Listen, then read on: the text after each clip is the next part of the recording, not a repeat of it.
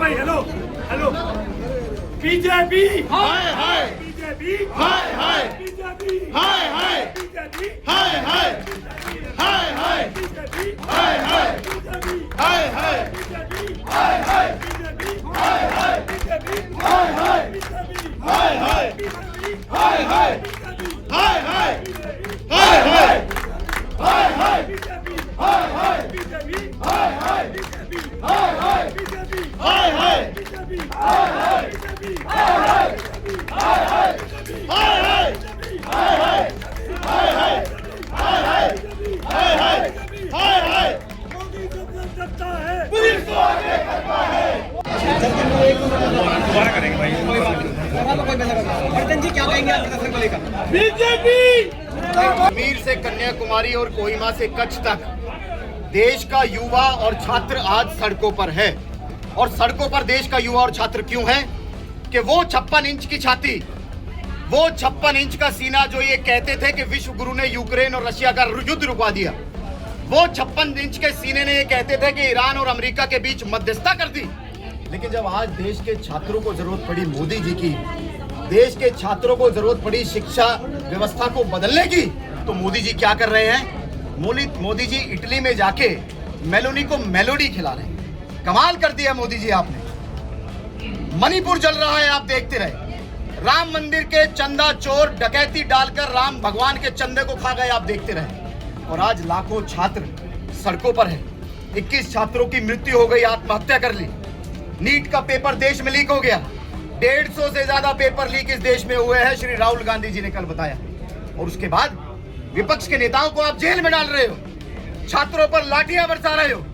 कांग्रेस अगर ज्ञापन देने आती है यहाँ पर शांतिपूर्वक तरीके से, तो ज्ञापन नहीं देने देते। ये कैसी सरकार है, ये कैसा प्रशासन है, और ये कैसे उनके नेता है।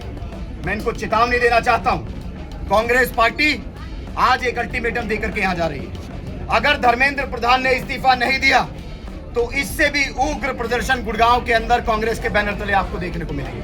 मैं धन्यवाद देना चाहता हूं सभी जाबाज कार्यकर्ताओं का, सभी राहुल गांधी के बब्बर शेरों का, जो निरंतर कांग्रेस के माध्यम से जनता की आवाज गुड़गांव की सड़कों पर उठा रहे हैं।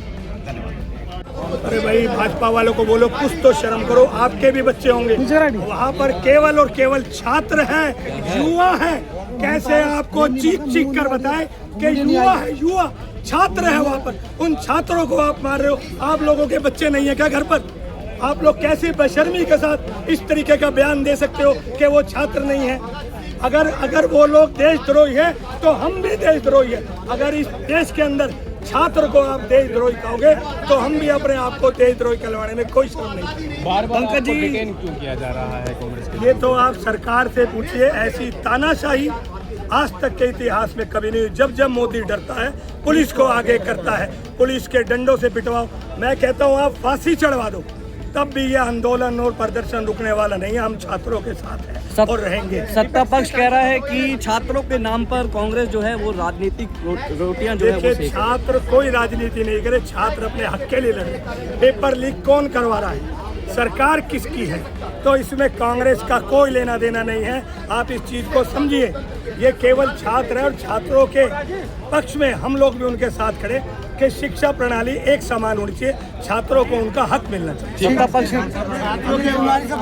छात्रों के साथ बर्बरता पूर्वक कार्रवाई आज उसी के विरोध में हम लोगों ने ज्ञापन किया। और जिस तरीके से राहुल गांधी जी के साथ जो अत्याचार किया, आज उसी के खिलाफ मां महिम के नाम उसी साहब को देखिए। मैं ऊपर क्यों कर रहा है यार? मैं पीछे कर ले, तू मान नहीं रहा। जिस तरीके से पुलिस को आगे करके सरकार डरी हुई और सहमी हुई है। जब जब कोई प्रदर्शन शांतिपूर्वक होता है उसके लिए तुरंत ये पुलिस को आगे लगा देते हैं। पिछले दिनों आपने देखा सुंदरकांड का पाठ किया, तब भी यही हालत। आज जबरदस्ती धक्का मुक्की करने का काम, जिसमें चोट भी लगी आपको। इस तरीके से ये जो कार्रवाई करते हैं बिल्कुल गलत है। इसका